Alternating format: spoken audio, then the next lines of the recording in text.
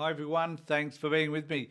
In the United States at the moment, there is a great deal of activity happening in relation to the banning of books. So anything that has hate in it, violence, and particularly anything that refers to historical events whereby Indigenous people or black people are featured, it will be banned. So there is this effort to sort of reconstruct history a little bit to suit white people in particular and those people who sit on a particular side of politics, which means that people will not be able to read the truth, the history about what's been happening in their country. Now, the question being asked is that, has this gone too far? Have we got to the point whereby if you're white, you can't read about black? If there's too much black history, you can't read about white or include whiteness in any of that. So where is the balance? And there was a time when I was at school back in the 60s, and there was Ladies Chatterley's Lover was banned. And as a result, all of us kids raced off to find out exactly why it was banned and enjoyed discovering that, incidentally, I must add. And so we're all encouraged to find out what was being banned. Now, that was a one-off, and it's an example, I think, of what happens when you start to ban things. People want to know the reasons why, and they want to have a look at the material which actually was banned. So what's going to happen in relation to all the banning of all of these books and magazines and so forth? Because someone arbitrarily has decided, for whatever reason, they account for violence, sexual assault, and about history, which certain people don't want to be told. So in this particular article, though, they talked about whether or not it is likely to happen in Australia. And it seems to me that it's getting pretty close, and it's something that we all need to be mindful of.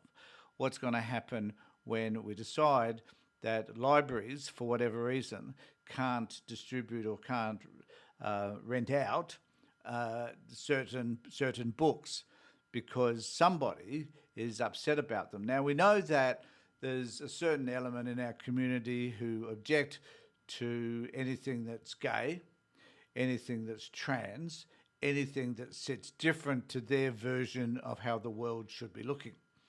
And as if we continue down that path, are we preventing children from understanding a wider perspective of our community and what community standards are acceptable and what particularly are not? Now, it is true that many books will tell us a variety of stories about how people conduct their lives, what's been important for them and what hasn't. And I guess it is also true that if you're a child and you're reading material which is disturbing at some level, then perhaps parents should step in and ensure that children are not reading stuff that perhaps they shouldn't be reading. So maybe parents should become the arbiters of what is appropriate for children to read or not to read. Maybe that isn't up to our communities to make those decisions, because often the community decisions are simply wrong. So in this particular article, though, it does talk about the diversity challenges. So on Monday, Victoria's oldest independent bookstore, Robinson Bookshop, apologised after its owner, Susan Horman, reportedly called for more picture books with just white kids on the cover. And so she posted this on X. "What's missing from our bookshelves in store?" Horman tweeted from a now deleted account. Wonder why. Positive male lead characters of any age, any traditional nuclear white family stories, kids' picture books with just white kids on the cover. Sounds a bit racist, all of this stuff to me. And no wheelchair, rainbow or Indigenous art, non-Indigenous Australian history.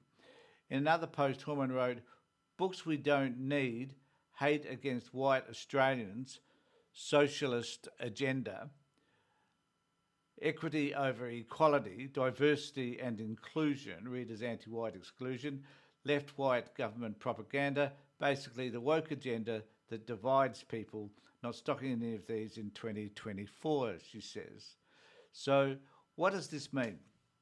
This means that people like Horman are making decisions about what books we should or should not read, or children should not read, based on her own version of how our society should look. And apparently, according to her, it should look white, and it should have nothing to do with Indigenous histories or stories, and that children should not be exposed to understanding that there is another version of our society which is a non-white one. So where is this going? And do you believe that actually at some level that you are responsible for the books the children are reading? As a parent, should you control and govern that? And I guess you could, because a lot would depend on what books you actually buy them. And by the time a child is old enough to go into a library and purchase their own books, or read their own books, then I guess they, at that particular age, will be able to make those sorts of decisions for themselves. So are we heading in this direction or not? And it goes on further to say, I had my very first book challenge last year from a parent who thought that books with characters in same-sex relationships didn't belong in primary school libraries. Here we go. She said, it ended very reasonably, with everyone agreeing to disagree and no books were removed. I think this shows that discussions and willingness to listen to others' views are so important.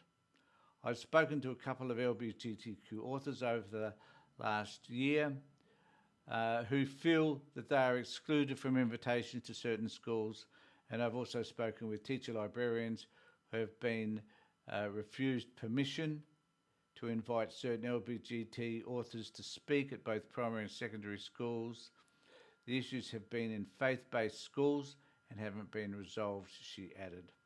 So what we're seeing is an increase in a form of censorship, which actually means that children are missing out on a whole host of different perspectives in their world. And this is coming. And I guess that's the point. It is probably already here, and that we need to be mindful as to whether or not it's creeping into our children's lives, whether or not they're going to get the education, the broad education that they need from reading all sorts of books that help them to better understand the world differently. Let me know what you think in the comments section below. Please subscribe to my channel, ring the bell, and let's have a conversation about this. And also you can contact me on this particular email address if you so desire. Thanks everybody for being with me. Take care, look after yourselves, and everybody that you associate with. I hope that all of you are safe.